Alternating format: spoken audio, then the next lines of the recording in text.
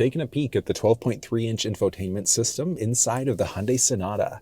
Now, there are technically two different versions that are available. So it's either going to be this 12.3-inch without navigation, and then there's also the 12.3-inch with factory navigation. So two different options that are available. You're going to have the one with factory navigation available in the higher trim levels of the vehicle. But they have virtually the exact same functionality outside of factory navigation. You can't just add factory navigation in either. So if yours doesn't have it, you have to hook up your phone through iPhones or Androids in order to use Google Maps, Apple Maps, or Waze, which I'll touch on as we get into phone. But first thing I'm going to point out, you've got this along the side there, and that's going to let you jump into either profile settings. So if you wanted to adjust different user profiles, one of the big benefits there is that if you've got multiple people driving the vehicle, you can add in up to, well, it's technically 3 different profiles. So it's either your guest, your driver 1, or your driver 2. And one of the benefits there is it's going to remember everything about the individual profile. So it's going to remember your presets, your phones that were connected, and any other settings that you have set up. So if multiple people are driving, you definitely want to create user profiles. There's also a digital owner's manual, so you can scan through the QR code in order to launch into that manual on your phone. You've got a little swipe trail on the very top where you can toggle the display off, button press to bring it back on again. You can do a split screen in some circumstances.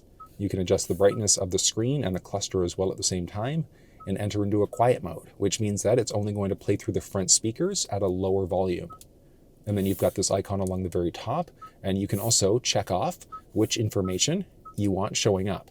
So we do that, and you've got your quick control launch with a ton of different options available now instead. So it is kind of nice. You can, I should say, do a little adjust here if you wanted to kind of customize it yourself. So if you wanted to adjust, all you're doing is a little press and hold in order to be able to adjust it out and really customize this to make it your own. And back up, you've got your current connection level and then the current time as well.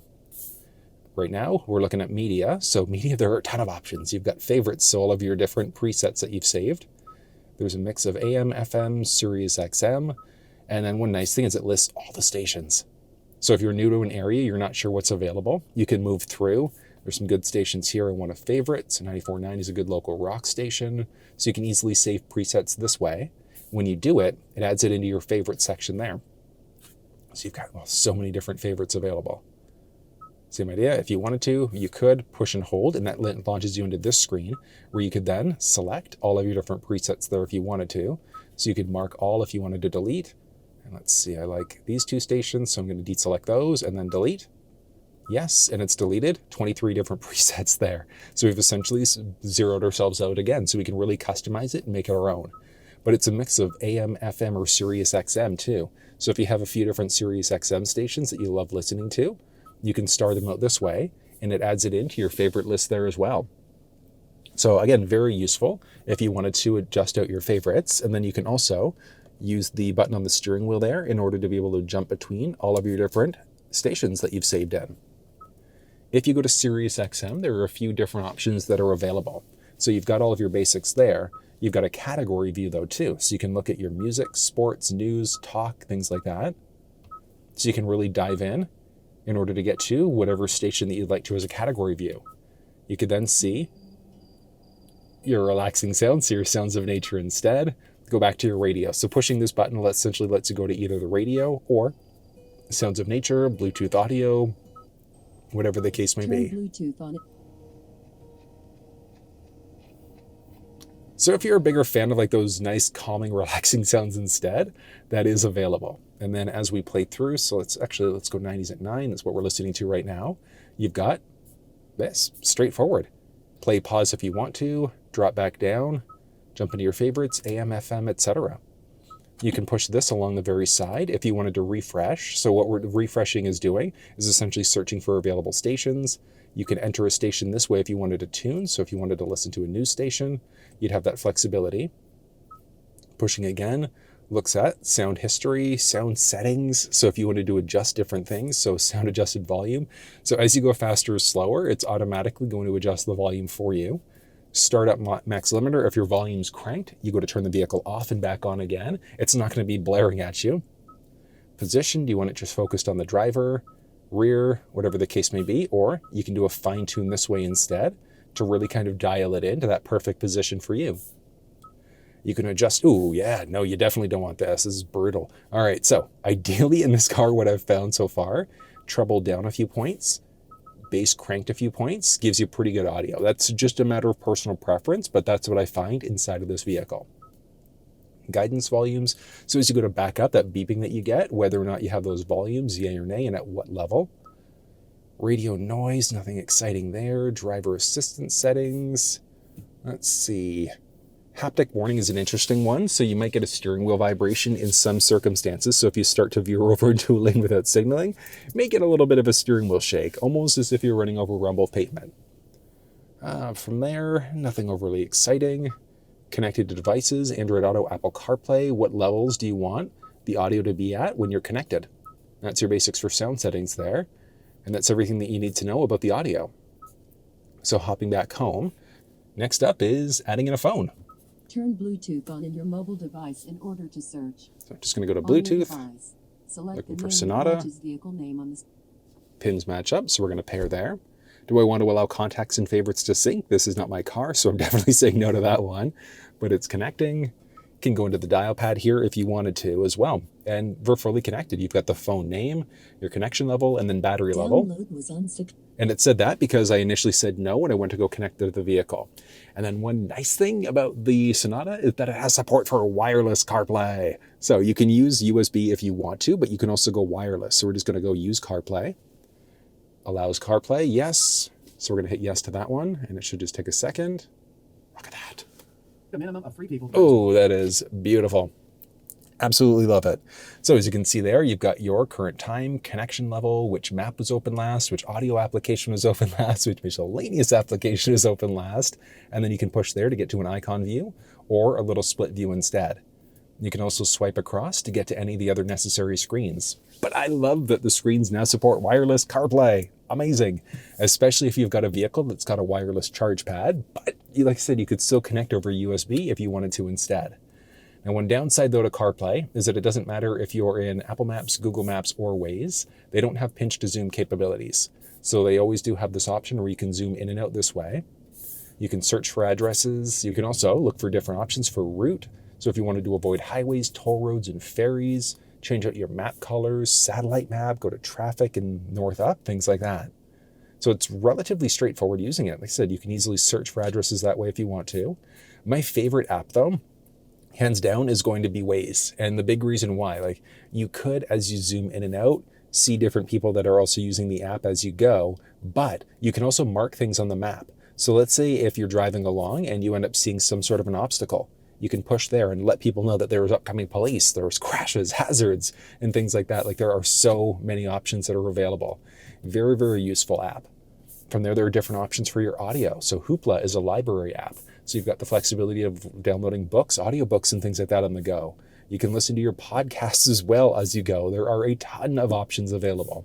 You can look at your calendar, different settings, and things like that. So there are a lot of different apps that are available. But one downside is that you don't have the option for video playback inside of CarPlay yet. I'm hoping it comes soon, but as of right now, it's not available. But you do have the flexibility to customize this screen. So on the phone, you're going to go to your settings, general, and then CarPlay. You're going to find the vehicle. You can forget it. You can turn CarPlay off while the phone is locked, or you can customize the screen. So let's say if you love listening to your podcasts and you want to have, let's go Waze and drag that up instead. You've got the flexibility to easily adjust these if you want to. You can push the minus buttons there if you wanted to delete them from the vehicle, and that essentially removes them from CarPlay, but they're still there along the very bottom. So you can add them back in if you want to. If you've adjusted the layout too much, on your phone in the top right side, there is a reset button. So just going to go reset, reset in order to bring it back to the factory default screen there instead. So it's straightforward. Now down along the bottom, you can push the home button in order to get back to this main screen. And because this is the screen option without factory navigation, if you push map now, it launches you right back into your CarPlay maps instead. So very useful. And then if you push the voice command prompt on the steering wheel, that's also going to activate your Siri assistant there instead. I love it. Such a useful feature. But that's how you set up Apple devices inside of the Hyundai Sonata.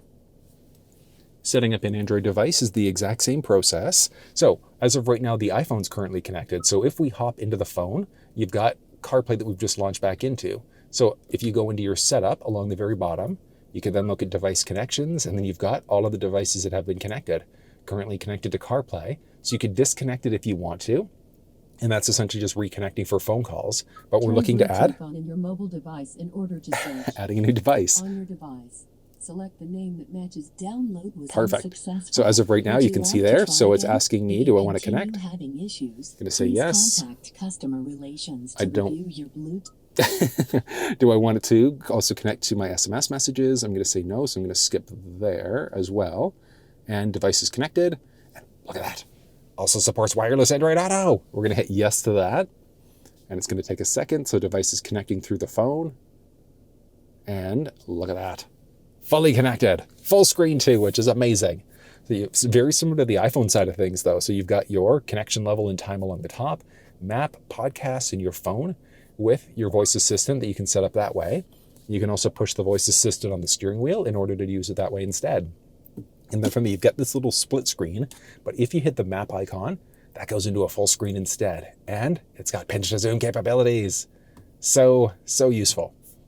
You can search for addresses, and then very similar to the iPhone side, you've got a series of options. So things like avoiding things on your route. So motorways, toll roads, ferries, use the most fuel efficient route and things like that. You could change your heading this way. If you had a route going, you could also adjust it out, push there to get back to this screen, or push again in order to get to a little icon view. You've got Waze that's available too. But if you've got Waze installed on your Android phone and it's not actually showing up, I've put together a little walkthrough video explaining how to actually use Waze inside of Android devices. So you can find that down in the description of the video. But honestly, I am a big fan of using Waze, regardless of whether it's Apple CarPlay or Android Auto. But I mean, yeah, so many options. You've got podcasts available. If you had Spotify on your phone, that would show up, and there are a series of other options that are available.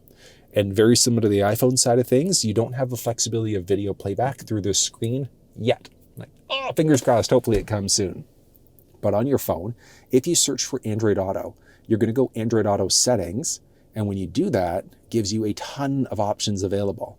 But the one that we're looking for is going to be customizing the launcher. And very similar to the iPhone side of things, we've got the flexibility of adjusting this out. So you can just do a drag and drop in order to move things around. But it's not dynamic the same way it was on the iPhone side of things. So what you actually have to do, go into your setup, device connections, and then you're just going to disconnect from Android Auto, reconnect to Android Auto, and then when it launches in, go to the icon view, and the changes that we've made have now come into effect. So you just have to disconnect from Android Auto, reconnect, and Bob's your uncle. But yeah, it's straightforward to use this. Love it. I love the pinch to zoom capabilities inside of the Android side of things. And then you can go device connections there in order to jump between a few options. Now, you can either be Android Auto or Apple CarPlay. You can't be both, but you can also do a mix and match. So let's say if you wanted to use one phone primarily for phone calls and one phone for audio, you can do that. You can either be Android Auto or Apple CarPlay, but you can kind of do a mix and match here. And then you can also do a drag around for who gets connection priority. So let's say if you had both phones connected for audio, you could then say who's going to get priority as well. Really neat. And then deleting devices, you're just going to go delete, mark, delete, yes, and both phones are disconnected. And it's that easy setting up Android and iPhone devices inside of the Hyundai Sonata. From there are Bluetooth prompts, nothing exciting. You can also change the vehicle name. So device connections, Bluetooth info, and then vehicle name. So if you'd prefer something unique, you want to customize it, make it your own, you've got the flexibility to do it. And then you can either enable or disable Android Auto or Apple CarPlay if you wanted to. And then back. But like I said, very straightforward, actually connecting a phone inside the vehicle. And the next step, you've got valet mode, which lets you lock out the screen. There's some basic vehicle diagnostic information, basic maintenance information, notifications, online manual, which you have to scan using a QR code on your phone, and then setup, which gives you a ton of different options available. And you can get to setup either through the screen that way, or along the very bottom, there's a button that you can push there in order to jump into the setup instead. You can search through your setup. So if you're looking for a specific feature, you can look for it, but you can dive into all of these different options. So you want driver assistance, let's go for it. And you can see there, you can also drive into additional settings as we go. So if you wanted to drive into additional convenience settings and things like that, you've got the flexibility to do it. But these are essentially outlined a different way because if you hop back, all of the same settings are there. So what we're doing is we're essentially looking at it either as an icon view or as a list view instead. But starting off with driving convenience, you've got smart cruise control. How close or far do you want to be away from the vehicle that's in front of you? How fast or slow do you want the vehicle to accelerate? There are different driving modes that are available, so you could adjust it through the screen this way if you wanted to, but there's also a little selector switch, so a button that you can push there in order to be able to adjust out your driving mode that way instead. So you've got your normal, smart versus your drive modes there, and then from there, different steering options. So do you want sport steering versus a normal steering mode instead? There are different options that are available for climate control, nothing overly exciting. Some basic climate features, seats. So you've got seating easy entry exit. So it's either off, normal, or extended. So what happens is when you go to turn the vehicle off, it's automatically going to back the seat up, either a normal or an extended amount. So it's easier to get in and out of the vehicle. I tend to turn it off, but that's a matter of preference. But you do also have the flexibility of setting seat memory as well. So you'd set your driver's seat up the way that you'd like to, push the set button, and then either 1 or 2 for it to remember your own personal profile. Very, very useful. There are different options for lights, specifically on your blinkers. So do you want to just have it a single blink, 3, 5, or 7? Welcome lights on the outside as you go to approach the vehicle look pretty nice. Headlamp delay when you go to lock the vehicle. Do the lamps just turn off or do they stay on for 15 seconds? High beam assist. So when you're in the auto mode for the lamps on the steering wheel there, what happens is if the vehicle recognizes somebody's oncoming, it's going to automatically dim the high beams for you, bringing them right back on again. So it can automatically turn the high beams on or off. You always want the interior lights on, yay or nay, nothing exciting there. When do you want to have the vehicle lock or automatically unlock? Under what circumstance? So if you just never want the vehicle to automatically unlock and you have to open up using the door, you've got the flexibility to do that. Rear occupant alert. If you go to turn the vehicle off and the back doors have been opened up, you're going to get a notification telling you to check the back seats. And then oil change reminders and service intervals if you're doing work yourself. Straightforward. Looking at driving safety. Let's see, nothing overly exciting there. Lane safety is kind of a useful one because if you start to veer over into another lane without signaling, it's going to nudge you back into your lane. And then on the steering wheel, there's also the lane follow assist, and that one's going to keep you perfectly balanced in your lane as you drive. Not fully self-driving, but pretty dang close at the same time. And then blind spot safety. So there's a blind spot monitoring system inside of the side view mirrors, and that's going to highlight if somebody's entered the blind spot on either side. Driver attention warning with a leading vehicle departure alert. So if you're driving and you're not paying attention, car in front of you starts driving, you're going to get a little notification inside of your cluster screen telling you that the person in front of you has started driving.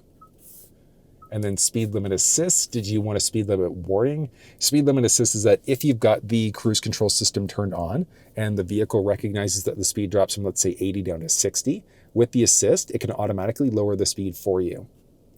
And then speed limit offset. Are you okay with going a little bit faster or slower over the speed limit? At which level? And then parking safety, rear cross traffic alert. As you go to back up, if somebody's coming perpendicular, so from the left or the right side, it's going to tell you of a potential collision. And then you can also use the rear guidelines. And then you've got the extended rear view monitor as well. So when you're in reverse, if you start to drive with the extended view on as you start to drive at low speeds, you can see there, it stays on for a brief second before turning back off again. And then the rear parking lines are those lines there. So as you go to rotate the steering wheel, you can see which direction you're ultimately going to end up facing. And then your display settings, so you can adjust the brightness and contrast of that screen. Let's go back into our vehicle settings there. And I think we're on lights. No, probably door. Yeah, there we go. All right, so a few other ones for the door. So you've got your 2 press unlock. So when you go to unlock the door using the fob, you have to press twice in order to unlock. There's also a smart trunk and a remote window control. So smart trunk is automatically going to open up the trunk for you as you go to the back end. Remote window control, let's use the key fob for a neat trick. So let's hop outside and I'll show you how these ones work. You just need to make sure that the vehicle's locked. Get about 10 to 15 feet away for about 10 to 15 seconds. And then if you've got a bag full of groceries, or you have hands full of groceries, you've got kids, or you're just too lazy, you don't want to pull the key fob out of your pocket to get into the trunk or push the button that's right there. You can walk up to the back side of the car. You can see there. And up it goes. And back down. one other neat trick that's available, and that's using the Keyfob as a smart window assistant. So push and hold the unlock button. Watch this. You can release it in order to stop it part way. Push and hold again in order to continue the process. And it's strictly going to be for the first row windows, so not for the second. So those are pretty cool settings. From there, some options for convenience. Let's see, rear occupant alert. Lets you know to check the back seats as well, just in case you've forgotten somebody back there. Service intervals if you're doing work yourself as well. Perfect. And hopping back, those are all of our basic vehicle settings. And if we hop back again, looking at sound settings, there are a ton of options available. So start at max volume limiter. But I mean, we've already seen all of these settings when we were looking at the radio. So it gives you a ton of different options available. For device connections, basic information. So you'll see a lot of this info kind of duplicated a few different spots. User profiles if you've got multiple people driving the vehicle. You can adjust the screen layout a tiny little bit. So there are 3 unique modes that you can kind of adjust between inside of the cluster screen. Ignore the crazy wonkiness. It does not look like that in person. It's the difference in frame rate. So you can either link it to your drive mode if you want to. So as you use the selector switch down the middle, you can have it link out to whatever the mode is there that you've selected. But let's say if you love the red look for the sport mode, you could permanently lock it in to any of the other modes that are available instead. Different options for the screensaver. So when the screen's turned off, do you just want nothing showing up there? Do you want a clock showing up? And if you want a clock, which face do you want? So there are different options that are available there instead. Kind of neat. And then split screen, let's just go none there. Split screen, if you do have split screen available, which information is showing up? If you were in the option with navigation, that would also show up, so you could kind of do a little split screen there instead. And back, different options for the display, so you can adjust the screen brightness this way if you wanted to. There's also the flexibility, so there's a little switch down by your left knee there, so you can also adjust your screen brightness that way by using that instead. You can adjust different camera settings too. So camera, which we've already seen. Blue light filter is a neat one. So with the blue light filter enabled, if things are a little bit too dark outside, it can also actually adjust it so it's a little bit warmer or cooler. So you can kind of see it very subtly adjusting it. So it makes it a little bit more red, essentially getting rid of the blue light. You can have it automatically happen, and then you can also set it yourself. So very useful for nighttime driving. From there are a few unique buttons that are available throughout the vehicle. So there's one down the center stack there, and then there are also 2 on the steering wheel. So you've got the one there, 2 on the steering wheel, but what do you want it to do? So your custom button there is going to be this one. So do you want it, actually the display off actually is a pretty useful one because you'd hit there, display turns off. That's typically what I set this one to. And then your custom steering wheel button. So you hit that one on the steering wheel. What do you want it to do? Media on off, reject calling, go to a quiet mode, get your driver assistance settings and things like that. And then you've also got your mode button. So in your mode button, what do you want it to do? So if you have a tendency to only listen to USB music and then FM, you can essentially select or deselect any of these options. And then the up and down option on the steering wheel. So when you move this up or down, what do you want it to do? So change the station frequency or change to your favorite station instead. Options for the cluster screen. You can adjust the brightness this way as well if you want to. From there, cluster theme selection, which we've already seen, so you can lock this out to a specific option. Do you want your wipers lights showing up there? And then do you want to get a welcome sound when you first turn the vehicle on? There's Blue Link available, and then a series of different general settings. So you can see what software version you're on. You can update if it's available. You can look at system information, date and time, and you'll see some of these things are grayed out because you're in the auto mode. So if you wanted to manually set your date and time, you could do it that way. Just recommend keeping yourself in the auto mode though, for sure. Time zone, you can also lock it out. So if you're in a specific time zone and you're constantly flipping back and forward between one, you can select whatever time zone that you'd like there. And then do you want it accounting for daylight savings time, yay or nay? You can change out different languages, so English, French, Spanish, or Korean. And then adjust your keyboard type as well. So do you want QWERTY, ABCD, etc.? Measurement units is also a pretty useful one. And the big reason why is because you can change it out to, sure, either miles or kilometers. But when you do that, that's also going to change out what's going on inside of the cluster screen. So very, very useful if you're going between Canada, US, etc.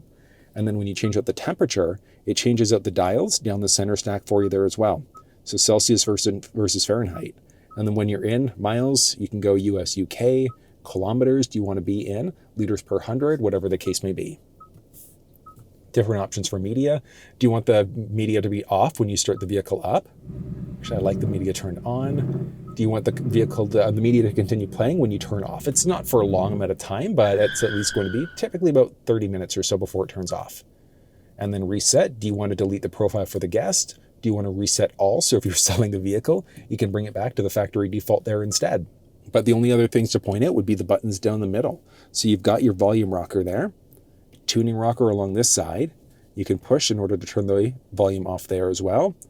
Longer push and hold also turns the screen off or back on again. You could then go to your home screen if you want to. You could button press to get into your map, which, because I'm not connected to a phone, this one doesn't have navigation, does nothing.